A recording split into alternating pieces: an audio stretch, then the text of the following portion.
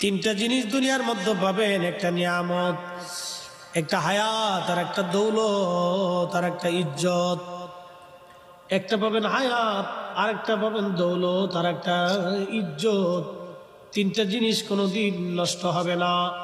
হায়াত পাবেন, দৌলত পাবেন, ইজ্জত পাবেন।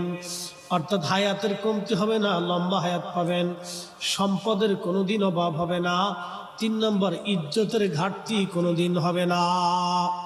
যদি পিতামাতার খেদমত দুনিয়া থেকে, বাবা মা যেমন সন্তানরে ভালোবাসে, আদর করে, যত্ন করে, সন্তান হয়ে পিতামাতাকে যদি ওইভাবে যত্ন নিতে পারেন,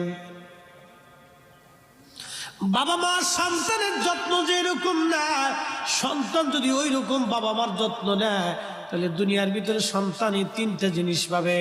একটা বহু সম্পদের মালিক হবে, আর একটা বহু ইজ্জতের মালিক হবে।